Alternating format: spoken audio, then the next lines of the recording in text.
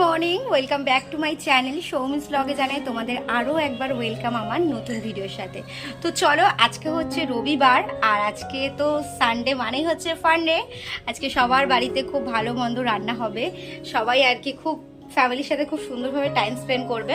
কিন্তু আমার ভাগ্য খারাপ, আমাদের রবিবার ছুটি থাকে না, আমাদের মঙ্গলবার ছুটি থাকে। তো চলো, এখন থেকে তোমাদের সাথে আর বকবক না করে ব্লগটা স্টার্ট করছি। আশা করছি তোমাদের আজকে ব্লগটি খুব খুব ভালো লাগবে। তো চলো, তোমরা দেখতে থাকো। আর হ্যাঁ, কার কার বাড়িতে আজকে কি কি রান্না হয়েছে অবশ্যই কিন্তু কমেন্টস করে জানিও। আমিও তোমাদের সঙ্গে শেয়ার করবো আজকে আমাদের বাড়িতে কি স্পেশাল মেনু হচ্ছে। তো চলো, ব্লগটা দেখতে থাকো। আজকে সব কিছু বাড়ি থেকেই নিয়ে নিয়েছিলাম। বাজার দেখলাম বাজারগুলো বেশ ভালো ছিল, তো ভাবলাম বাইরে থেকেই বাজারটা নিয়ে নিই, আর বাজারে যেতে হবে না, বাড়িতে এমনি সব কিছু চিকেন মাছ সবই আছে। তো কিছু জিনিস বাকি ছিল, যেটা রিহুর জন্য কিছু সবজি নেব, সেগুলোই আমি কিনে নিলাম। বাজারে আর কি যাবো বলো তো, বাজারে গেলেই প্রচুর দাম সবজির, মানে এত দিনে দিনে দাম বাড়িয়ে ফেলেছে বলার মতো না।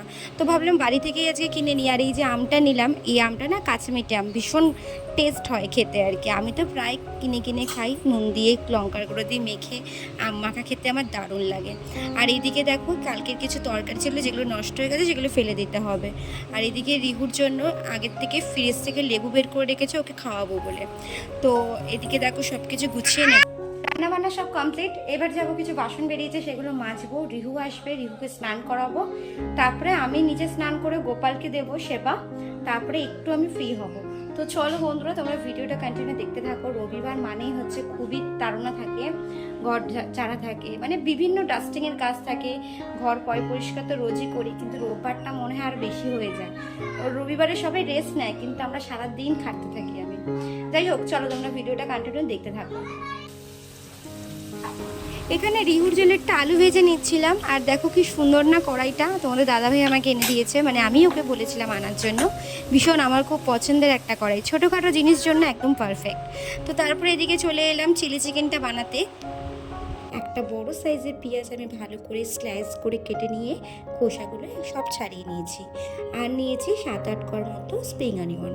তো এখানে আমি 200 গ্রামের মতো চিকেন নিয়েছি। চিকেনটাকে ভালো করে ছোট ছোট করে কিউব করে কেটে নিয়ে আমি ঝরিয়ে রেখেছিলাম, এবং ম্যারিনেশনের জন্য এখানে আমি নুন, ব্ল্যাক পেপার, আদা রসুনের বাটা, আর নিয়েছি এখানে কর্নফ্লাওয়ার, তার সাথে নিয়েছি কিন্তু একটু সয়া সস।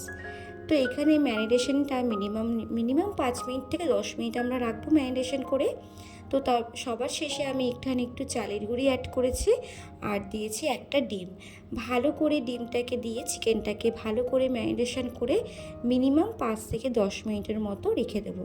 তোমরা চাইলে আধ ঘন্টাও রাখতে পারো, যেহেতু আমার হাতে টাইম নেই তোর জন্য আমি 10 মিনিটই রেখেছি।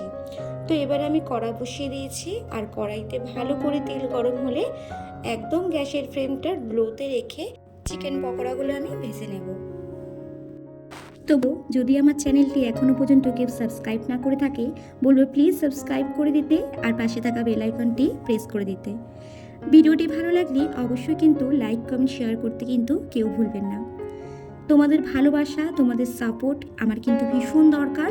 তোমাদের সাপোর্ট আর ভালোবাসা না পেলে কিন্তু আমি কিন্তু ভিডিও করার উৎসাহটাই পাবো না। তো তোমাদের ভালোবাসা ওর জন্য আমার ভীষণ ভীষণ দরকার। তো দেখো বন্ধুরা, এখানে কিন্তু আমার চিকেন পকোড়াগুলো হালকা ব্রাউন কালার হয়ে এসছে। আর চিলি চিকেনের জন্য চিকেন কিন্তু বেশি ডিপ ফ্রাই করা যাবে না, হালকা ব্রাউন কালার হলেই কিন্তু তুলে নেব। এতে করে চিলি চিকেনগুলো কিন্তু খুব জুসি থাকে আর কিন্তু নরম থাকে। বেশি ভাজলে কিন্তু চিকেন পকোড়াগুলো শক্ত হয়ে যায়। তো ওর জন্যই একদম হালকা ব্রাউন কালার করে ভেজে নিতে হবে। তারপরে ওই একই তেলে যা যা সবজি ছিল সব কিন্তু আমি পেঁয়াজ, রসুন, টমেটো সব একসাথে দিয়ে দিয়েছি। দিয়ে ভালো করে কিন্তু আমি ভাজা ভাজা করে নেব, একটু লালচে করে ভেজে নেব। আমার এই ভিডিওটি তোমরা যে যেখান থেকে দেখছে না কেন, সবাইকে জানাই অসংখ্য ধন্যবাদ। আর আমার যদি ফেসবুক পেজ থেকে দেখে থাকে তাহলে বলবো প্লিজ ফলো করে দিও। আমার ফেসবুক পেজের নাম কিন্তু ব্লগার সৌমি। তো দেখো, এখানে আমার কিন্তু ক্যাপসিকামগুলো হালকা লালচে কালার হয়ে এসছে। বেশি ভাজবো না, হালকা জাস্ট ব্রাউন কালার করে নেব। তো তারপরে এর মধ্যে আমি একটু চিনি অ্যাড করেছি, কেন চিলি চিকেনে চিনি না দিলে কিন্তু একদম বেমানা লাগবে। তো একটু চিনি অ্যাড করে কিন্তু আমি এর মধ্যে দিয়ে দেবো সস। এর মধ্যে চিলি সস, টমেটো সস আর সয়া সস, 3টে সসই কিন্তু আমি 2 টেবিল স্পুন করে দেবো, আর শুধু সয়া সসটা 1 টেবিল স্পুন দেবো।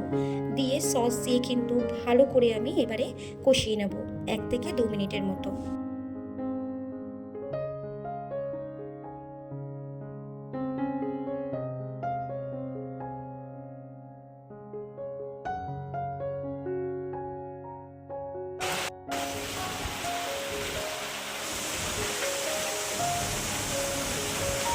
হঠাৎ কি সুন্দর বৃষ্টি নেমে গেল, জাস্ট অসাম লাগছে ওয়েদারটা, জাস্ট ফাটাফাটি।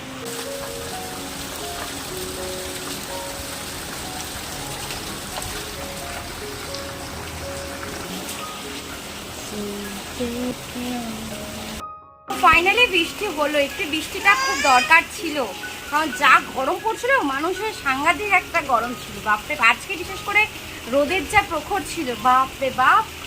উফ, আমি এখানে জানলার সামনে বসে রয়েছি, ওই যে রিহু খাটের সামনে উকি দিচ্ছে।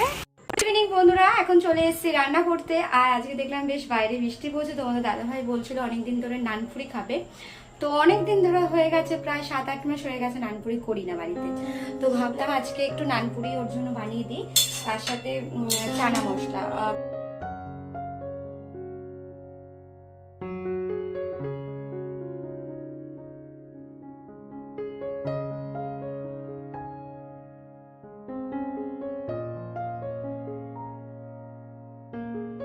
সবাই চলে এসে সবার জন্য করেছি।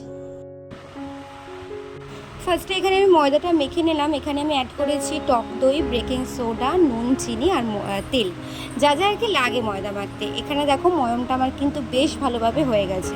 ময়দাটা মিনিমাম নান করতে গেলে তোমরা 2-3 ঘন্টা আগে কিন্তু তোমাকে ময়দাটা মেখে রাখতে হবে। তো আমি এখানে ময়দাটা মেখে যাবো, একটু রেডি হয়েছি, বেরাবো একটু মেলাতে। তোমাদের দাদাভাই বললো আমি আসছি, তুমি রেডি হতে। তো ভাবলাম ময়দাটা মেখেই তাহলে যাই, এসেই সঙ্গে সঙ্গে নানপুরিগুলো করলেই হয়ে যাবে।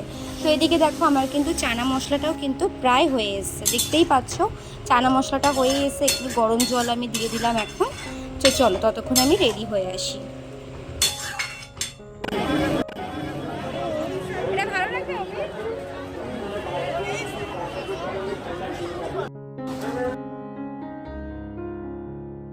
বলো তো বন্ধুরা, এই নোজপিনটা কি আমাকে মানাচ্ছে? তাহলেই কিনবো। তোমাদের দাদাভাই বললো খুব ভালো লাগছে, নিয়ে নাও। ওর জন্য নিয়ে নিলাম। বলো কিন্তু আমাকে ভালো লাগছে কি লাগছে না, তাহলে পরবো না তো পরবো না। আর এদিকে একটু রান্নার বই দেখছিলাম, আমি রান্না বান্না করতে যেহেতু খুব ভালোবাসি, ওই জন্য একটু রান্নার বই দেখে নিচ্ছিলাম। বাড়ি ফেরার পথে 2টো চিকেন পকোড়া নিয়ে বাড়ি আসলাম, কারণ মেলায় যা ভিড়। যাই হোক, বাড়িতে এসে নানপুরিগুলোকে গরম গরম ভেজে নিলাম। তো বন্ধুরা, আজকের মতো এখানেই শেষ করলাম। আবার দেখা হবে কালকে কোনো নতুন দিনের নতুন ব্লগের সাথে। ভিডিওটি যদি ভালো লেগে থাকে অবশ্যই কিন্তু লাইক, কমেন্ট, শেয়ার করতে কেউ ভুলো না। ইউটিউব থেকে দেখে থাকলে আমার ভিডিওটি সাবস্ক্রাইব করে দিও, আর ফেসবুক পেজ থেকে দেখে থাকলে পেজটিকে ফলো করে দিও। তো আজকের মতো টাটা, আবার দেখা হবে কালকে। টাটা।